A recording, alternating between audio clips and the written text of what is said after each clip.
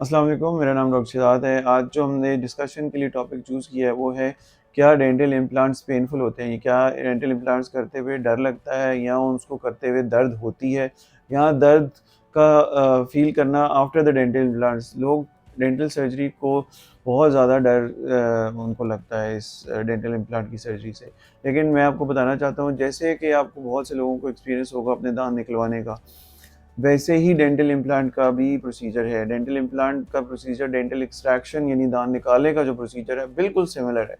जिस तरह आप डेंटल इम्प्लांट लगाने से पहले हम दाँतों को या हम सूढ़ों को सुन्न करते हैं ताकि वो हिस्सा जहाँ पे डेंटल इम्प्लांट होना है वो बिल्कुल नम हो जाएगा, यानी आपको उस जगह का बिल्कुल पता नहीं चलेगा कि हम वहाँ पे कोई काम कर रहे हैं।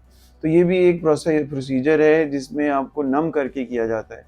और जो अच्छी सर्जरी की जाती है, स्पेशली जो डेंटल सर्जरी करने वाला है, यानी जो सर्जन है या डेंटल इम्प्लांटोलॉजिस्ट है, उसके ऊपर डिपेंड करता है कि वो आपकी सर्जरी कितने क्लीनली कर रहा है और कितने नॉन इन्वेसिवली कर रहा है कि आपको डेंटल इम्प्लांट की प्रोसीजर के दौरान या उसके बाद दर्द होगी या उसके अलावा उसकी कोई मुश्किलात में आप आ सकते हैं। तो सबसे जो बेसिक क्वेश्चन है, जो आपका इम्प्लांटोलॉजिस्ट है या जो आपका सर्जन है, जो आपका डॉक्टर है, वो कॉम्पिटेंट है और उसको पता है वो क्या कर रहा है, तो मैं आपको इस क्वेश्चन का जवाब दे रहा हूँ कि आपको कोई ज़्यादा पेन नहीं होनी चाहिए और ना आफ्टर द प्रोसीजर।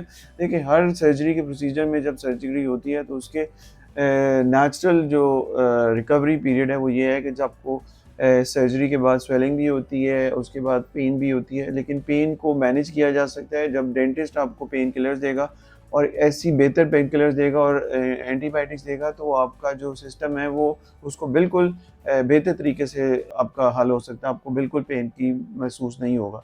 सो सबसे इम्पोर्टेंट क्वेश्चन जो इसमें है कि पेन नहीं, इसमें पेन मैनेज की जा सकती है। आपका डेंटिस्ट जो है वो कॉम्पिटेंट होना चाहिए, उसका जो डेंटल इम्प्लांट करने का तरीका है वो बेस्ट होना चाहिए।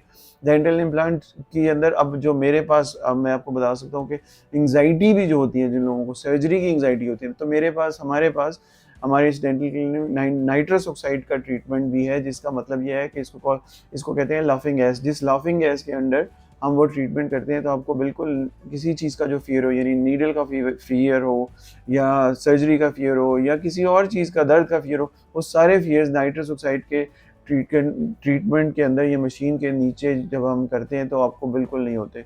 सो कोई questions about the dental implant pain या उससे रिलेटेड कोई क्वेश्चंस जो आपको ज़हन में आ सकते हैं, आप मुझसे पूछ सकते हैं। डेंटल इम्प्लांट के बारे में या इसकी कॉम्प्लिकेशंस के बारे में या इसके ड्यूरिंग एंड आफ्टर पेन के मैनेजमेंट के ऊपर। सो आपको पता है हमारे यूट्यूब का एड्रेस भी और हमारे बाकी फेसबुक के सोशल मीडिया का भी। सो इंशाल्लाह I will be have more than happy to answer your questions.